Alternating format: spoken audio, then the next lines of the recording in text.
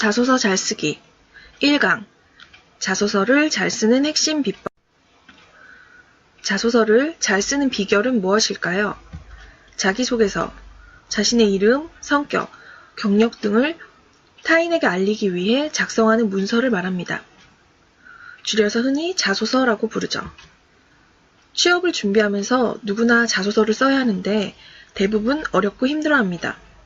그래서 가장 많이 나오는 반응이 막막해요. 뭐라고 써야 할지 모르겠어요 입니다. 힘들고 막막하게 느껴지는 게 당연합니다. 자소서도 잘 쓰는 방법과 요령이 있습니다. 방법을 알면 누구나 쉽게 쓸 수 있습니다. 그래서 준비했습니다. 자소서, 이제 두려워하지 마세요. 지금부터 자소서 잘 쓰기 수업을 통해 누구나 쉽게 잘 쓸 수 있는 방법을 알려드리겠습니다. 자소서의 목적은 무엇일까요? 자소서를 쓸 때 가장 중요한 한 가지를 뽑는다면 바로 자소서의 목적입니다.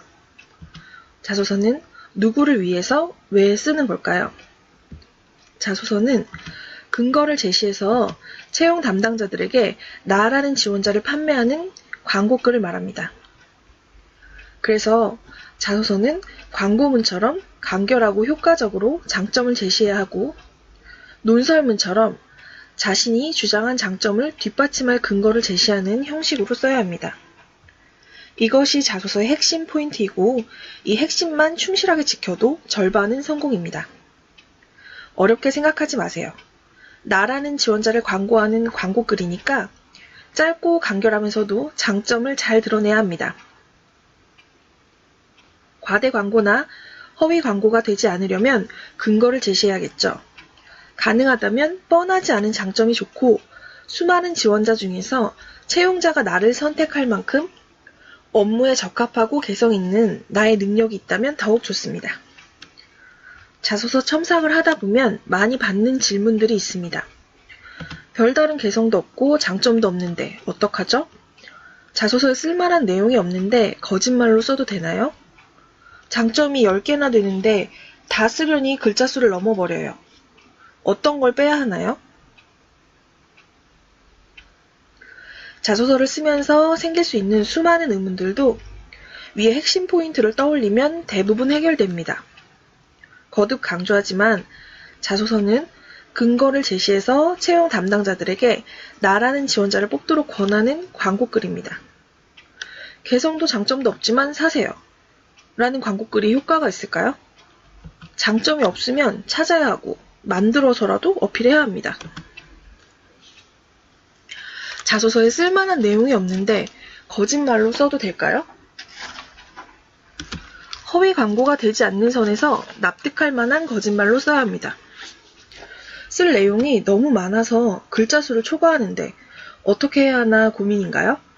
자소서에는 핵심만 써야 합니다. 빼곡하게 장점만 많이 나열하는 것보다 매력을 느낄 만한 핵심 장점을 간결하게 어필하는 것이 훨씬 효과가 좋습니다.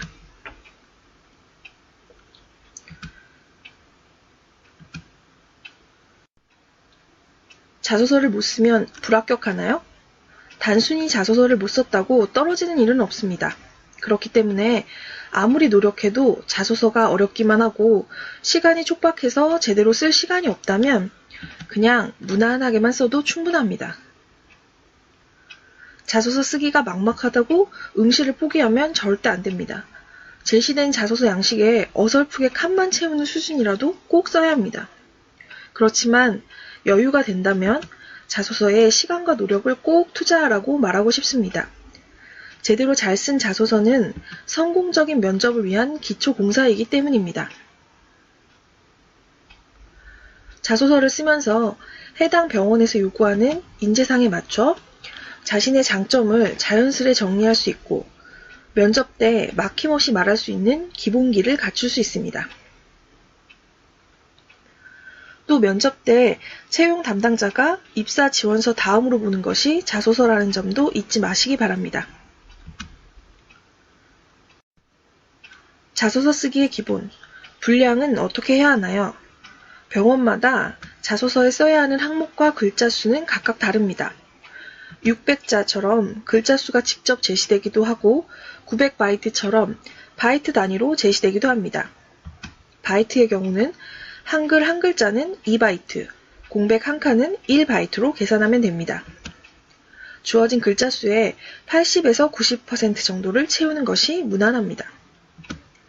글자 수를 정했으면 써야 할 내용을 항목화해서 글자 수를 나누어 보면 대략적인 분량이 나오게 됩니다. 해당 분량에 맞춰 글을 쓰면 항목마다 적절한 비율을 유지할 수 있습니다. 예를 들어볼까요? 성격 및 특기사항 600자의 경우 크게 성격과 특기사항 두 가지로 나눠서 각각 300자씩으로 잡습니다. 성격 항목에서 긍정성과 성실성 두 요소를 쓸 계획이기 때문에 300자의 절반인 150자씩으로 분량을 나눕니다.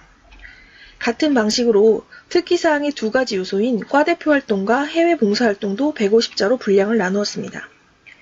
150자라고 해도 아직 분량 가늠이 잘 되지 않을 겁니다. 아래 한글 프로그램 기본 상태에서 한 줄은 50자 내외 정도입니다. 150자인 경우 한글에서 3줄 정도의 분량으로 생각하면 됩니다. 성격 및 특기사항이 600자인 경우 성격의 두 가지 요소를 각각 한글로 3줄 정도, 특기사항의 두 가지 요소도 각각 3줄 정도로 예상하시면 됩니다. 반드시 항목마다 똑같은 비율을 유지할 필요는 없지만 비슷한 비율을 유지하는 것이 글의 완성도도 높이고 읽기에도 편안합니다. 또 이렇게 써야 할 항목을 정하고 분량을 나누어 보면 그대로 글의 개요가 되어 자소서 쓰기가 한결 쉬워집니다.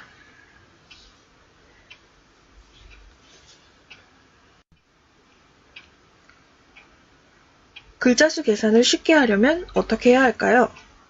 글자 수를 계산할 때 검색 엔진에서 제공하는 글자 수나 바이트 검사기를 활용하면 매우 편리합니다. 자소서를 쓸 때 정확한 맞춤법과 띄어쓰기는 기본이겠죠.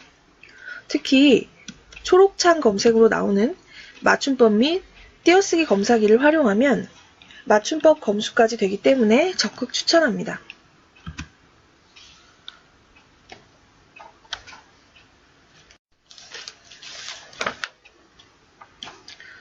어떻게 써야 하나요?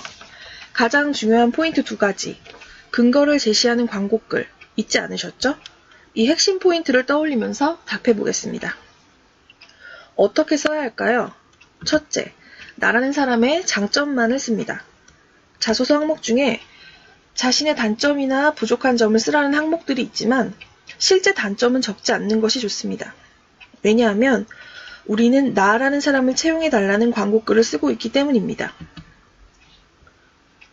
실제 단점을 쓰면 자신의 부족하고 불리한 부분을 부각시킬 수 있어 도움이 되지 않습니다.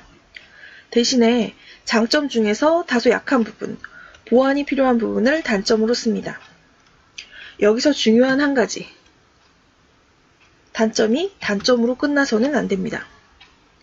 단점으로 쓴 부분을 어떻게 극복했는지를 쓰거나 앞으로 어떻게 극복해 가겠다는 계획을 제시해야 합니다.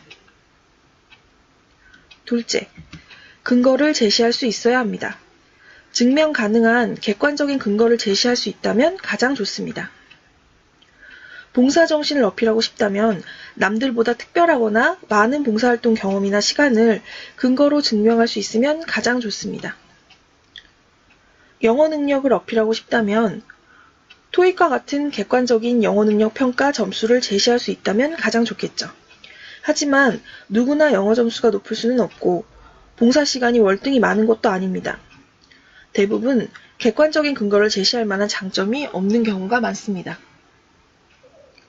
장점이 없다면 만들어서라도 써야 한다고 했던 말 기억하시죠? 만들어낸 장점은 객관적인 근거를 댈 수 없는데 어떻게 해야 할까요? 방법은 있습니다. 객관적인 근거가 없을 때는 구체적인 에피소드를 제시하면 설득력이 생깁니다. 객관적인 근거보다는 못하지만 있을 법한 구체적인 에피소드를 쓰면 어느 정도 설득력을 갖게 됩니다. 이때 또 하나 중요한 것은 일상에서 충분히 있을 법한 작은 에피소드로 지나치거나 허황되지 않게 쓰는 것입니다. 에피소드로 제일 좋은 것은 학교에서나 임상 실습에서 들었던 실제 에피소드를 쓰는 것인데, 마땅한 자신의 이야기가 없다면 친구나 선배의 이야기도 자신의 이야기화해서 쓰면 됩니다. 예를 들어볼까요? 단점 쓰기의 잘못된 사례. 단점은 끈기가 부족해서 실증을 잘 내는 것입니다. 간호학과 입학 전에 사회복지학과를 1년간 다녔는데 점점 흥미가 떨어지고 학업을 계속하기가 힘들어 자퇴하고 간호학과에 다시 입학하게 되었습니다. 어떻게 느끼셨나요? 자신의 진짜 단점을 쓰면 절대 안 됩니다. 자소서는 채용자들에게 나라는 지원자를 뽑도록 권하는 광고글 기억하시죠? 끈기가 부족해서 다니던 대학도 관뒀던 사람을 뽑으면 병원은 제대로 다닐 수 있을까요? 앞으로 열심히 다니겠다고 말해봐야 신뢰도도 떨어지고 채용 담당자에게는 끈기가 부족하다는 단점만 부각된 후입니다. 또 다른 예를 들어볼까요? 장점으로 성실함을 쓰고 싶다면 어떤 근거가 좋을까요? 우수한 학업 성적이나 실습 우수상, 각종 수상 경력 같은 내용이 있다면 객관적인 근거가 될 수 있습니다. 여기에 구체적인 에피소드까지 덧붙일 수 있으면 글이 풍부해지고 설득력이 생깁니다. 객관적 근거와 에피소드가 가장 좋은 방법이지만 객관적 근거를 제시할 수 없더라도 구체적이고 적절한 에피소드만으로 설득력이 생긴다는 거 기억하시죠? 성실함을 어필할 에피소드는 어떤 것들이 있을까요? 병원 자소서 첨삭을 하면서 가장 많이 추천하는 것은 임상 실습 때 같이 일했던 간호사들이나 수간호사 선생님에게 졸업하면 우리 병원으로 취업하러 오세요 라는 말을 들었다는 에피소드입니다. 실제로 임상에서 많이 있는 에피소드이고 함께 일했던 사람들이 취업을 추천했다고 하면 신뢰도가 높아지죠. 이 에피소드는 성실함, 친절함, 친화력 등 항목을 바꿔서 얼마든지 응용 가능합니다. 주의해야 할 점은 이제 제가 언급했기 때문에 이 글을 보는 누구나 쓸 수 있는 뻔한 에피소드가 될 수 있다는 점입니다. 지금부터 여러분만의 개성 있는 다른 에피소드를 찾아보시기 바랍니다. 주의할 점 하나 더. 실습에서 칭찬받았다는 점을 극대화하려고 간호부장님이 오셔서 칭찬해 주셨다 라든지 병동의 모든 간호사들이 칭찬을 했다 라는 식으로 쓴다면 현실성이 떨어지고 허황되게 느껴져서 신뢰도가 떨어지고 설득력을 갖기 어렵습니다. 이렇게 써도 될까요? 이쯤 되면 여러분에게 의문점이 하나 생기게 됩니다. 자소서에 쓴 내용이 실제 자신과 달라서 나중에 문제가 되지 않을까 하는 염려입니다. 우리는 지금 무엇을 쓰고 있나요? 자소서. 근거를 제시해서 채용 담당자들에게 나라는 지원자를 뽑으라고 권하는 광고글을 쓰는 중입니다. 이렇게 생각하면 쉽습니다. 허위 광고만 아니면 다 괜찮습니다. 그렇다면 허위 광고는 어떤 경우일까요? 아예 없는 능력이나 많이 부족한 부분인데도 장점이라고 쓰는 경우겠죠. 영어 실력이 많이 부족한데 영어 실력이 뛰어나다고 어필한 경우, 면접에서 영어로 간단한 자기소개를 해보라는 질문을 받을 수도 있습니다. 학과 성적이 나쁜데 학과 성적이 우수하다고 쓰면 입사 지원서상에 학점이나 석차로 바로 들통이 나겠죠. 면접에서 바로 확인할 수 있는 내용을 허위로 쓰는 것은 피해야 합니다. 면접에서 질문을 받아 불리한 상황이 될 수 있기 때문입니다. 보다 자세한 방법은 2강에서 설명하도록 하겠습니다.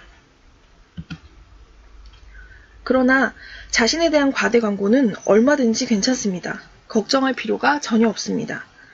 특별히 봉사정신이 뛰어난 것도 아닌데 봉사정신이 뛰어나다고 쓰거나 친화력이 좋지 않은데 친화력이 있다고 쓰거나 성실하지 않은데 성실하다고 하는 정도는 전혀 문제가 되지 않습니다. 이 정도 과장은 전혀 걱정할 필요가 없다는 이야기입니다.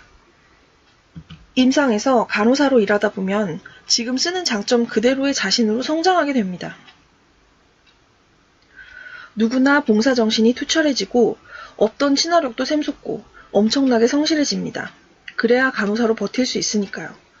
그러니까 조금도 걱정하지 마세요. 자소서에 지금 쓰는 여러분의 장점은 거짓말이 아닙니다. 어차피 여러분은 그렇게 변하고 성장하게 될 거고 지금은 미래의 나의 장점을 미리 끌어다 쓸 뿐입니다.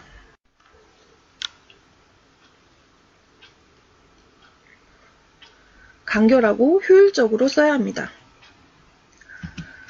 구구절절 쓰기보다 가능한 간결하게 쓰는 것이 좋습니다. 식상하고 뻔한 표현도 가능하다면 쓰지 않는 것이 좋습니다. 간결하게 쓰는 요령은 초고를 쓰고 다시 읽으며 다듬는 과정을 3, 4회 정도 거치는 것입니다. 처음부터 필요한 말로만 간결하게 쓰기는 어렵습니다. 처음에는 쓰려는 내용과 근거에 집중해서 쓰고 다시 읽고 수정하는 과정을 거치면서 문장을 간결하게 줄이는 편이 훨씬 수월합니다. 일반적으로 한 문장은 60자를 넘지 않는 것이 좋습니다.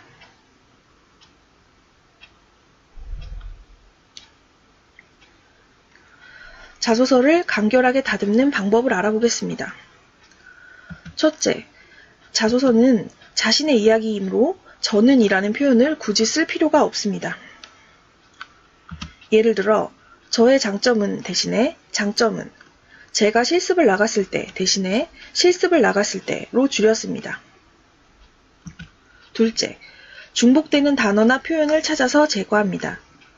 셋째, 지나치게 긴 문장은 적절하게 끊어줍니다. 한 문장은 60자를 넘지 않는 것이 좋습니다. 넷째, 지나치게 감정에만 호소하는 문장을 제거합니다. 다섯째, 핵심 요소나 글의 흐름에 맞지 않는 부분, 즉 꼭 필요하지 않은 부분을 제거합니다. 소제목과 두갈씩 사용하기. 가능하다면 자소서 항목에 소제목을 제시할 수 있으면 효과적입니다. 그러나 모든 항목에 소제목을 쓸 수 없다면 쓰지 않는 것이 좋습니다. 일부에만 소제목을 달면 글의 통일성이 떨어지기 쉽기 때문입니다. 또 어필하고 싶은 핵심 내용을 글이 맨 앞에 쓰는 방식인 두갈식으로 쓰는 것이 효과적입니다. 글자 수에 여유가 있을 때는 글이 앞과 뒤에서 반복해서 어필하는 양괄식도 효과적입니다. 다만 양괄식의 경우 글의 앞과 뒤의 문장이 내용은 같으면서도 표현은 달리하는 것이 좋고 구구절절 글이 늘어지는 느낌을 주지 않도록 주의해야 합니다. 양괄식이 어렵게 느껴진다면 무리해서 쓸 필요가 전혀 없습니다. 두갈식만으로도 충분합니다. 쓸 내용이 부족할 때는 어떻게 해야 할까요? 평소에 글감, 장점, 특기, 에피소드 등을 많이 찾아두는 것이 좋습니다. 평소에 자신의 장점과 이를 뒷받침할 만한 에피소드를 다양하게 찾아두면 자소서 쓰기가 한결 수월해집니다. 많은 학생들이 갑자기 자신의 장점을 쓰라고 하면 막막해합니다. 이럴 때는 친구나 가족에게 자신의 장점을 말해달라고 하는 것도 도움이 됩니다. 에피소드는 자신의 실제 에피소드도 좋고 자신의 경우가 아니더라도 관찰하거나 들었던 에피소드를 평소에 간단히 정리했다가 장점과 연결하면 큰 도움이 됩니다. 면접 준비는 자소서로 합니다. 완성한 자소서는 면접 시험 전에 반드시 숙지해야 합니다. 자소서를 보고 면접관이 질문을 할 수도 있기 때문에 자소서를 잘 숙지하면 면접 때 당황하지 않고 대처할 수 있는 준비가 됩니다. 또한 자신의 장점과 능력을 잘 드러내는 자소서는 면접 준비에 훌륭한 지침서이기 때문에 면접 전에 반드시 숙지하도록 합니다. 자소서 잘 쓰기 1강을 마치겠습니다. 감사합니다. 안녕하세요, 여러분. 1강 자소서를 잘 쓰는 핵심 비법을 듣고 자소서 쓰기 도전해 보셨나요? 어떠셨나요? 수업을 들을 때는 감이 좀 잡히는 것 같았는데 막상 쓰려니까 막막하셨나요? 그래도 괜찮습니다. 1강을 들으면서 우리는 어떤 방향으로 써야 하는지 감을 익혔고 이제 2강에서 본격적으로 쓰는 방법을 알아볼 차례니까요. 자소서 잘 쓰기 제2강 자소서를 잘 쓰기 위한 실전 전략, 지금부터 시작합니다. 1. 미리 알아두기. 자소서 쓰기 전 미리 알아두기. 1강에서 수없이 강조했던 말, 자소서란 무엇일까요? 기억나시죠? 자소서는 근거를 제시해서 채용 담당자들에게 나라는 지원자를 채용하도록 권하는 광고글입니다. 이제 본격적인 자소서를 쓰기 위해 알아둬야 할 것이 있습니다. 병원에서 선호하는 성향을 미리 파악해서 염두에 두고 자소서 항목에 넣도록 해야 합니다. 그러면 병원에서 선호하는 성향은 어떤 것들이 있을까요?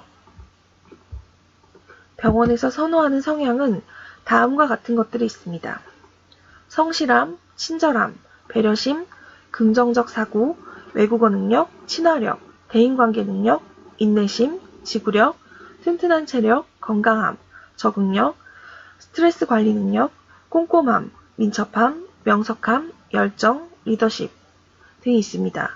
이 밖에도 다양한 요소가 더 있을 수 있습니다.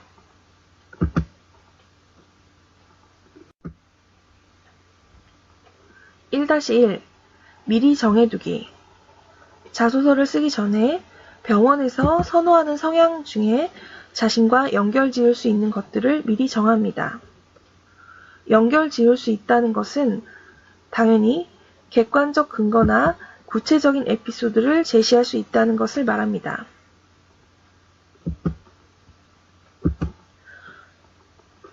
이런 연결들을 가능한 많이 찾아 놓으면 그 중에 적절한 것으로 골라 쓸 수 있어 편리합니다.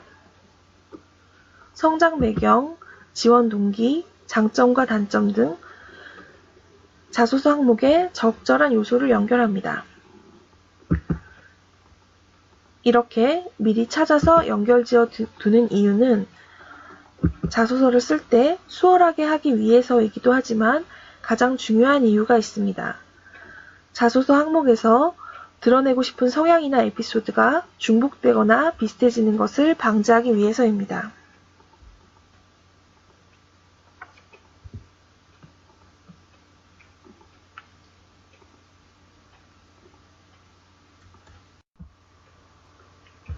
사례로 살펴보기.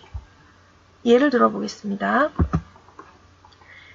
A 학생의 경우 병원에서 선호하는 성향과 자신을 연결지을 수 있는 요소를 열정, 배려심, 꼼꼼함, 민첩함, 친화력, 체력, 친절함으로 미리 정해두었습니다.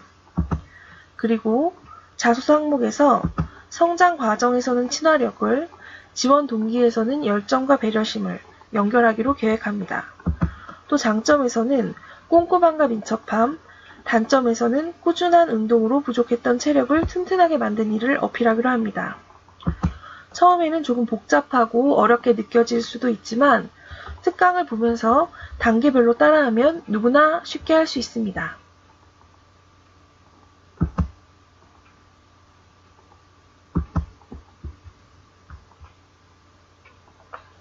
전체적으로 긍정적이고 선하면서 체력적으로 튼튼한 인재의 느낌이 나면 좋습니다. 1강에서 자소서를 쓰는 기본 방법을 익혔으니까 이제는 실제 항목들을 가지고 써야 하는 내용에 대해서 구체적으로 알아보고 실제 문장을 수정하면서 실전을 익혀보겠습니다. 자소서 항목들은 병원마다 조금씩 다르지만 기본 요소는 비슷하기 때문에 대표적인 항목들을 가지고 배워보겠습니다.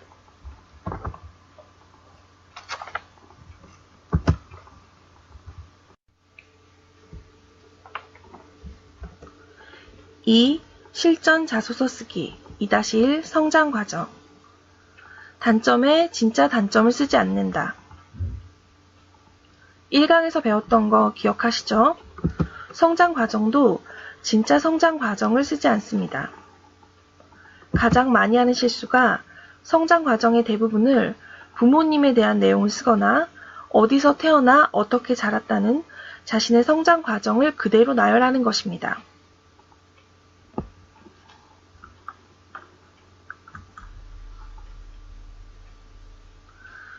우리가 쓰는 게 채용 광고글이라는 거 잊지 않으셨죠?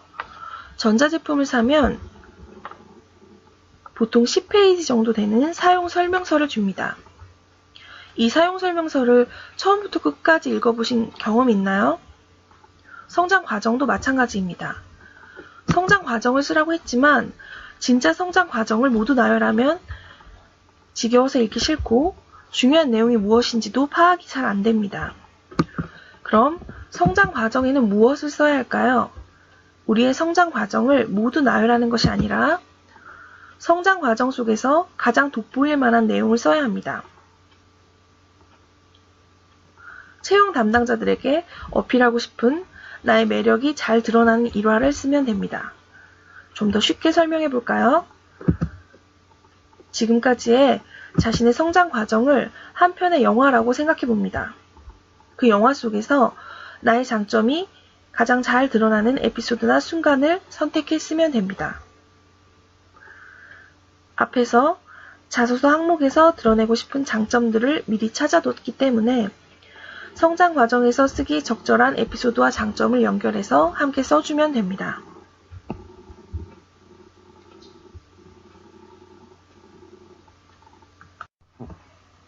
2-1 성장 과정. 아직도 성장 과정에 뭘 써야 할지 모르겠다고요? 괜찮습니다. 지금부터 상세하게 하나하나 짚어볼 거니까요. 걱정은 접어두고 수업을 따라오면 됩니다. 성장 과정은 간호사가 되려는 계기나 자신의 가치관, 생활 신조를 자연스레 어필하도록 씁니다. 이때 중복을 주의해야 합니다. 자소서 항목에 간호사가 되려는 이유, 가치관, 생활 신조 항목이 따로 있는 경우는 중복되지 않도록 다른 내용으로 써야 합니다.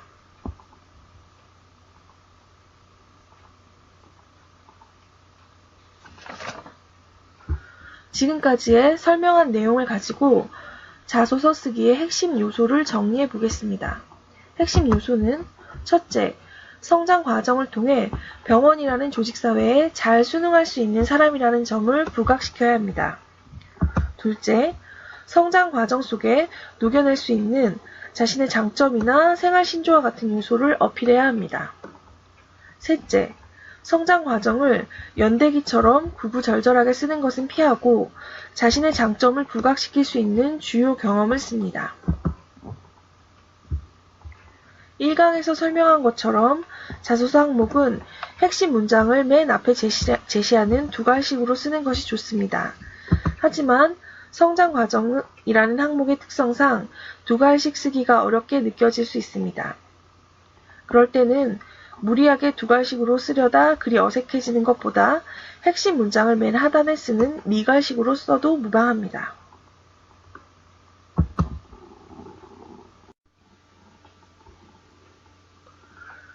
성장 과정 수정 사례.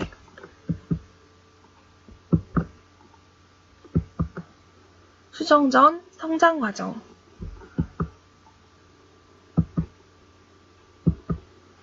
고등학교 겨울방학, 아버지께서 갑자기 쓰러지셨습니다. 소중한 개인의 체험이지만 가족의 질병력은 쓰지 않는 것이 좋습니다. 입사 지원자의 건강에 대한 부정적 인상을 줄 수 있기 때문입니다. 가족 대신 다른 사람의 사례로 바꿔 쓰는 것도 하나의 방법입니다. 예상치 못한 상황에 매우 놀랐지만 즉시 119에 신고한 뒤 학교 수업 시간에 배웠던 기억을 동원해 심폐소생술을 실시했습니다. 고등학생 혼자서 119에 신고하고 심폐소생술을 실시한 대견한 사례입니다. 하지만 실제 고등학생이 이렇게 대처를 잘하기가 쉽지 않습니다.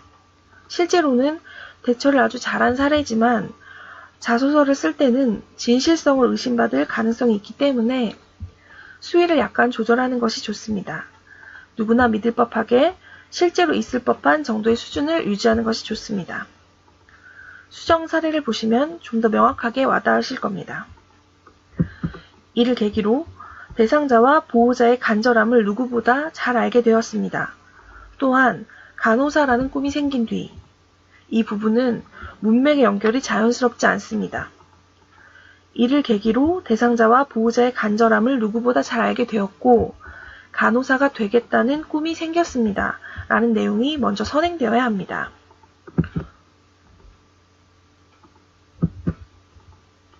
무엇보다 대상자의 관점에서 진심으로 공감하는 간호사라는 구체적인 목표를 세웠습니다. 대상자의 관점에서 진심으로 공감을 어떻게 할 것인지 구체적으로 쓰는 것이 좋습니다.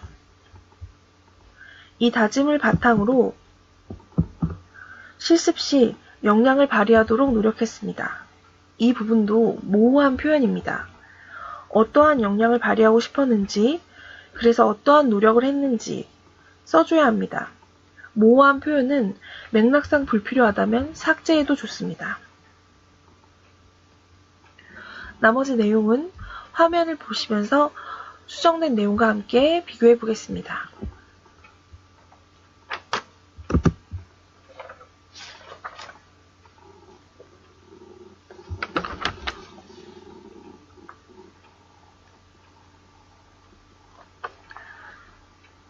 마지막 줄, 항상 무엇보다 환자분의 입장에서 진심으로 공감하는 간호사가 될 준비가 되어 있습니다.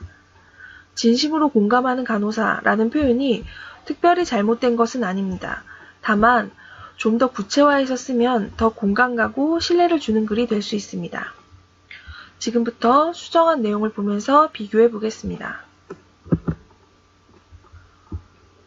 고등학교 겨울방학 노인정 봉사활동을 갔을 때 할아버지 한 분이 갑자기 의식을 잃고 쓰러지셨습니다.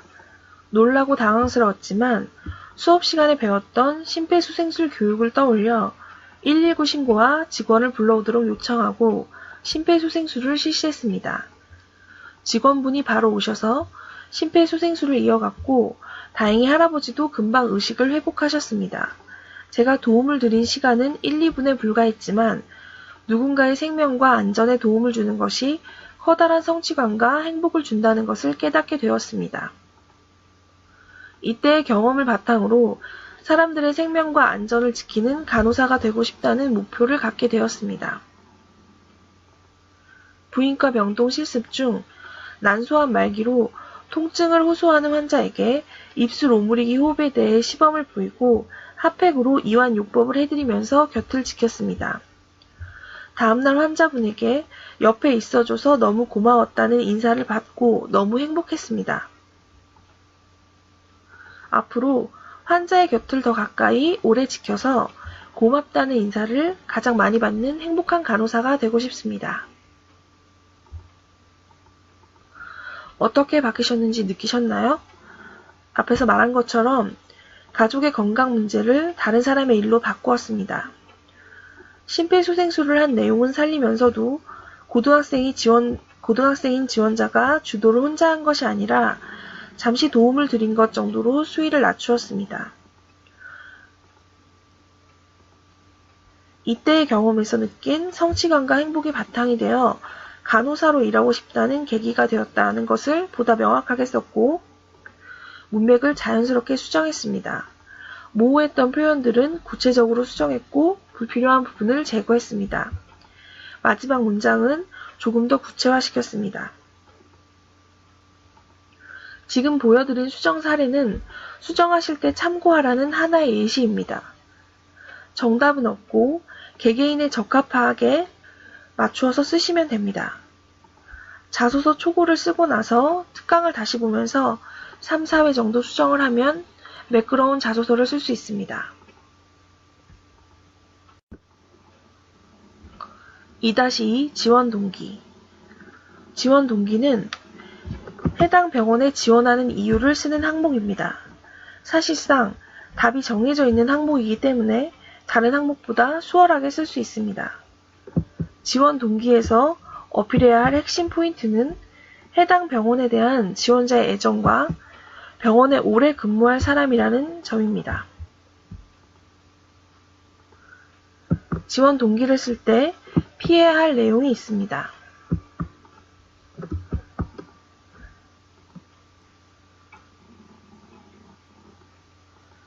가장 흔하게 쓰는 내용이 두 가지 있습니다. 이 병원에서 태어났어요. 가족이 이 병원에 입원한 적이 있어요. 이러한 내용들은 지극히 개인적인 내용일 뿐 인상에 남지도 않고 별다른 장점을 어필할 수 없습니다. 자소서는 명확한 목적을 가지고 쓰는 글이라는 점 잊지 않으셨죠? 별다른 내용이 떠오르지 않을 때는 어떻게 해야 할까요? 병원의 비전과 미션, 핵심 가치 등과 지원 동기를 연결시키는 것이 좋습니다. 이때 주의할 점은 이것 또한 흔하게 쓰는 요소라는 점입니다. 그렇기 때문에 병원 홈페이지에서 병원의 비전과 미션을 가져다가 단순히 나열하는 것은 피해야 합니다. 병원 홈페이지에서 보도자료나 병원 행사 등을 참고해서 병원의 비전과 미션을 에피소드화해서 지원 동기와 연결시키는 것도 하나의 방법입니다. 이때도 단순히 보도 내용을 그대로 나열하지 않도록 주의합니다. 어떤 항목이든지 뻔하지 않게 쓰는 것이 좋지만 지원 동기는 항목의 특성상 개성적으로 쓰기 어려운 부분입니다. 특별한 부분이 떠오르지 않는다면 무난하게 써도 됩니다. 지나치게 부담을 가질 필요는 없습니다.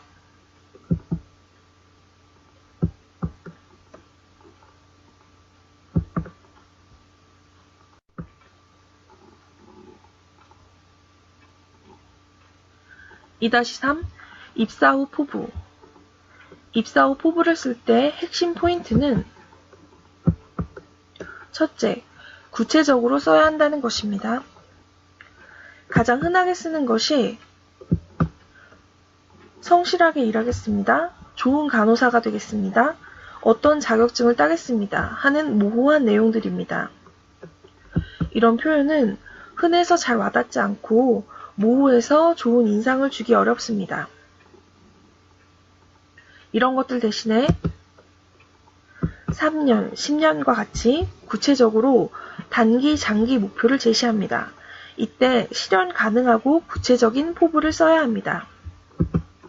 둘째, 병원을 통해서 내가 어떻게 성장하겠다는 방향으로 접근하지 않아야 합니다.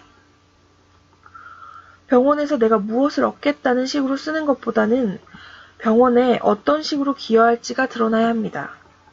채용 담당자의 입장에서 생각해보면 단순히 병원에 다니면서 어떤 걸 배우겠다고 하는 사람보다는 병원에 어떻게 기여하겠다고 하는 사람에게 애정이 더 가는 것이 당연합니다.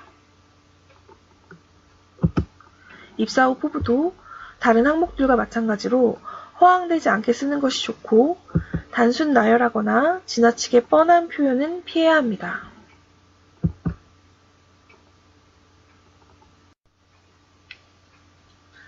(2-4) 장단점, 특기, 경력사항, 직장, 연수 경력, 봉사활동, 동아리 활동 등을 포함합니다. 장단점, 특기의 핵심 내용은 1강의 3-2 어떻게 써야 하나요? 에서 자세히 설명했기 때문에 핵심 요소만 다시 짚어보겠습니다. 첫째, 진짜 단점은 쓰면 안 됩니다. 장점도 단점도 모두 장점을 씁니다. 단점은 장점 중 보완이 필요한 장점을 쓰면 됩니다.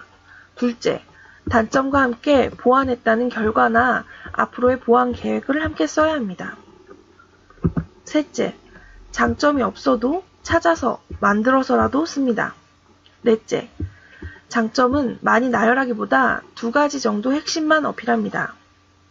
이때 2가지라는 것은 항목당 2가지 정도를 말합니다.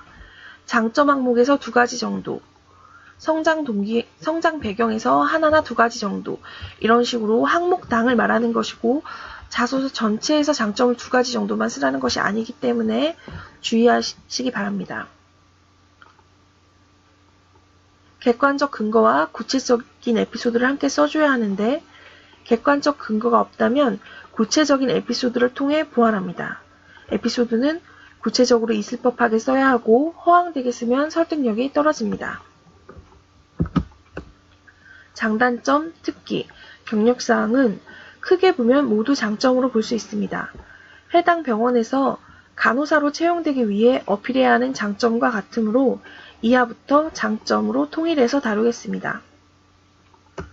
장점을 쓸 때는 주의해야 할 점이 있습니다. 간단히 확인이 가능한 장점은 면접에서 질문으로 이어질 수도 있다는 것입니다. 이것도 1강에서 언급한 부분이기 때문에 1강 3-2 장점 부분과 함께 들으면 좋습니다. 영어 능력을 장점으로 썼다면 면접에서 영어로 간단한 자기소개를 해보라는 질문을 받을 수도 있고, 수화를 특기로 썼다면 간단한 수화를 해보라는 요청을 받을 수도 있습니다.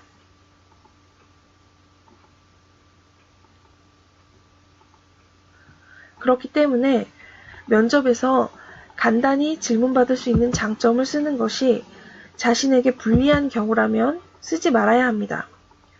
그렇다고 진짜 장점인데도 면접에서 질문받는 것이 부담스러워서 안 쓰면 안 되겠죠. 이럴 때는 면접 전에 미리 준비해서 대비를 하면 됩니다. 1강에서 면접 준비의 기본이 자소서라고 했던 거 다들 기억하시죠?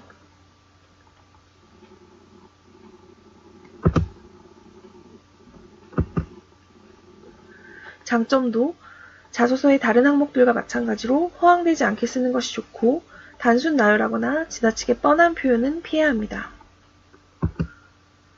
장점이 없으면 만들어서라도 쓰라더니 면접에서 질문받는 건 어떻게 하냐고요? 갑자기 장점 쓰기가 부담스러워졌나요? 걱정 마세요. 이번에도 쉽게 쓰는 요령이 있습니다. 현장에서 바로 검증하기 어려운 요소를 쓰면 됩니다.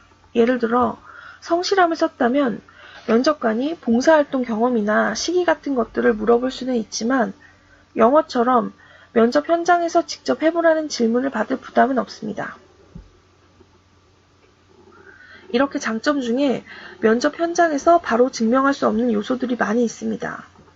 해당 요소들은 다음 페이지 강의와 함께 보여드리겠습니다.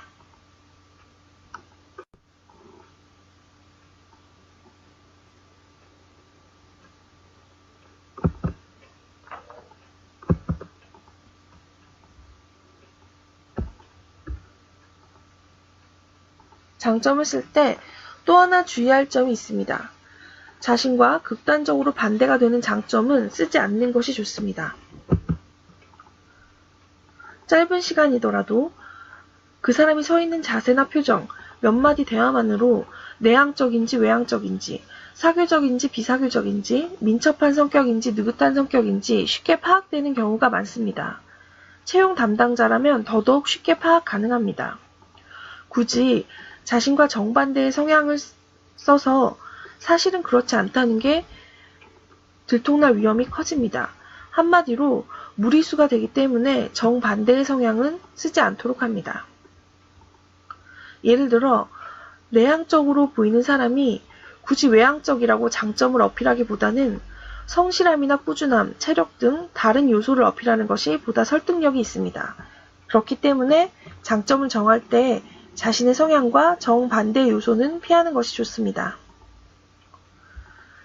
간호사로서 필요한 장점, 특기, 경력사항은 어떤 것들이 있을까요?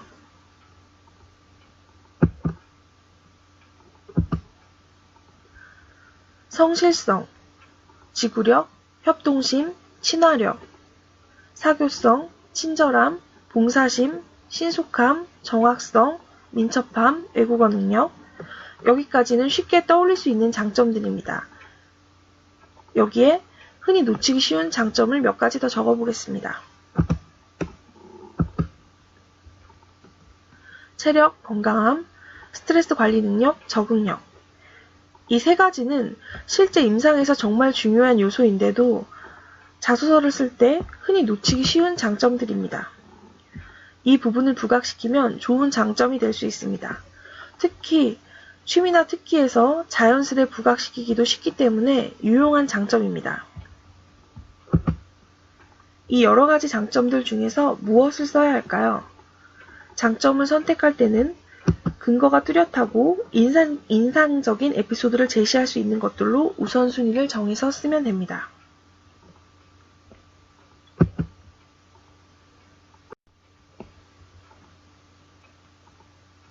사례로 살펴보겠습니다.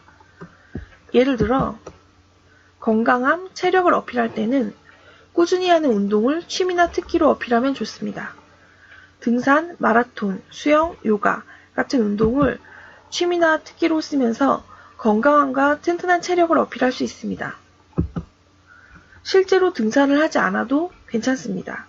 자주 가는 등산 코스나 주말에 아버지와 동네 산을 즐겨 찾는 에피소드를 구체적으로 만들면 됩니다. 이렇게 해두면 자소서도 쓰고 동시에 면접 준비도 됩니다. 다른 운동들도 같은 방법으로 적용하면 됩니다.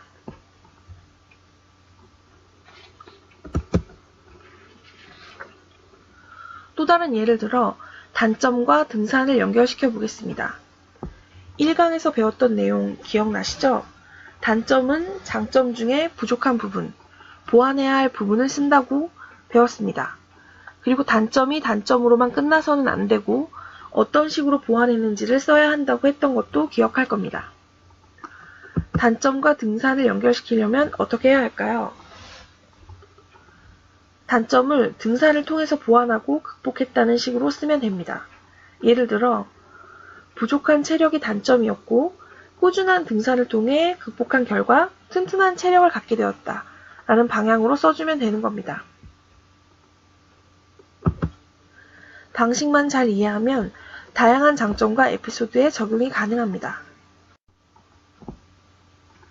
실제로 쓴 내용을 살펴보겠습니다.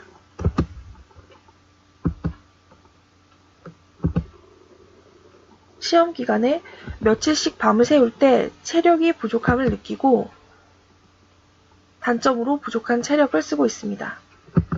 2년 전부터 주말마다 아버지를 따라 꾸준히 청계산을 오르고 있습니다. 구체적인 에피소드로 등산과 연결시켰습니다.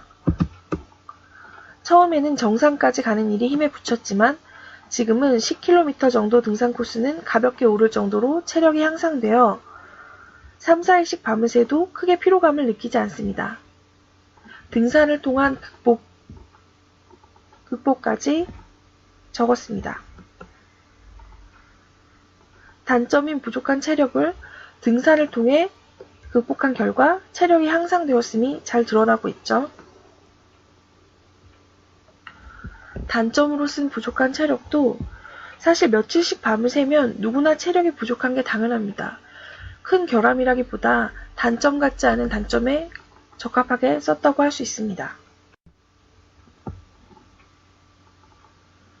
성격의 수정 사례. 수정 전 성격. 성격이나 특기사항도 장점 쓰기와 동일하게 적용하면 됩니다. 실제 사례를 통해 살펴보겠습니다. 수정 전 성격. 새로운 환경을 받아들이며 해야 할 일을 메모하고 반복 확인하는 적극적인 성격을 갖추고 있습니다. 방학마다 여러 단기 아르바이트를 하며 이른 시일 안에 환경에 적응했습니다. 또한 항상 출근 20분 전에 도착해 해야 할 일을 확인해 맡은 업무를 빠뜨리지 않으려 노력했습니다. 매사 재빠르고 실수 없는 업무 처리 덕분에 직원분들로부터 다음 방학 때도 와달라며 인정받았습니다. 이를 통해 항상 자기 전 다음날 해야 할 일에 대해 계획하는 습관을 터득했습니다. 이러한 적응력과 꼼꼼함으로 대상자 만족을 위해 노력하며 발전하는 병원 간호사가 되겠습니다.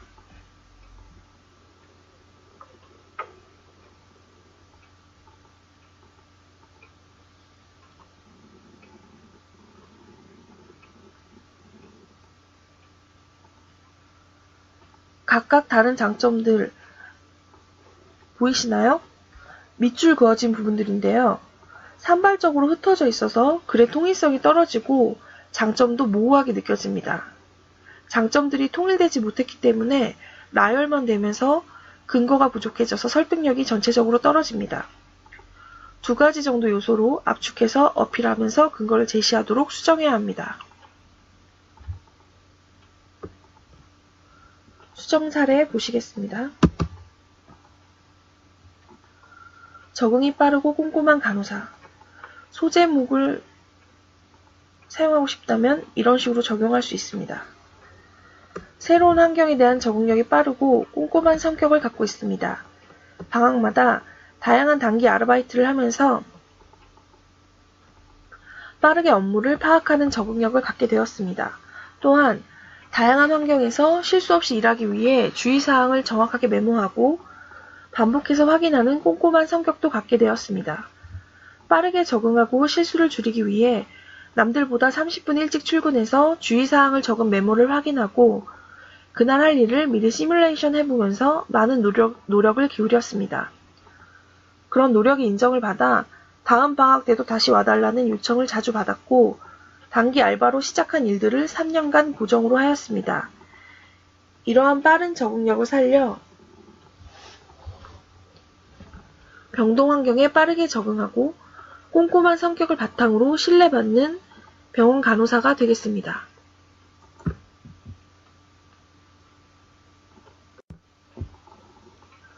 이번에는 특기사항 수정 사례를 살펴보겠습니다.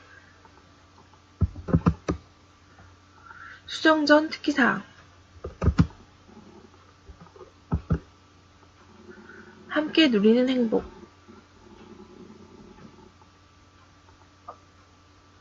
소제목을 제시하려면 위의 성격 항목을 포함해서 다른 항목에도 소제목을 전체적으로 제시해서 통일성을 갖추는 것이 좋습니다. 전체적으로 쓰기 어렵다면 소제목을 과감하게 포기하는 것도 방법입니다. 함께 누리는 행복이라는 소제목은 소제목을 쓴 시도는 좋지만 내용을 전체적으로 드러내지 못하고 모호합니다. 소중한 주변인들에게 DIY 제품을 만들어 선물하는 것이 취미입니다. 어렸을 적부터 자투리 원단으로 인형의 베개를 만들기 시작했습니다. 대학생이 되어서는 직접 부자재 상가에서 재료를 구매해 틈틈이 액세서리를 만들었습니다. 이렇게 직접 만든 액세서리를 주변에 선물하고 기뻐하는 모습을 보며 함께 행복감을 느꼈습니다. DIY 제품을 만든다는 것은 모호하게 느껴지기 때문에 바느질과 같은 예로 구체화시키고 병원 간호사로서의 장점과 연결시킬 수 있도록 해야 합니다. 수정 사례 보겠습니다. 특기사항, 환자를 위해 바느질하는 간호사. 바느질로 인형이나 쿠션, 베개 같은 소품을 만드는 것을 좋아합니다.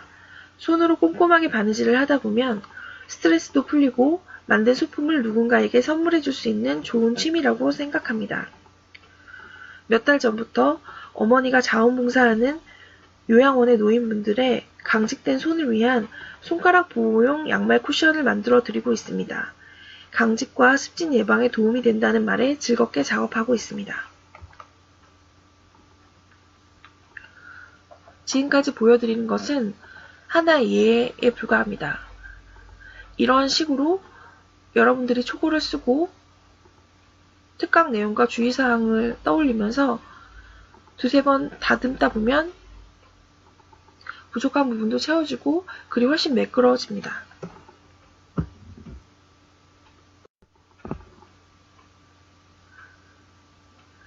지금까지의 강의를 참고해서 만족스러운 자소서를 쓰게 되기를 바랍니다. 지금까지 강의를 들어주셔서 감사합니다.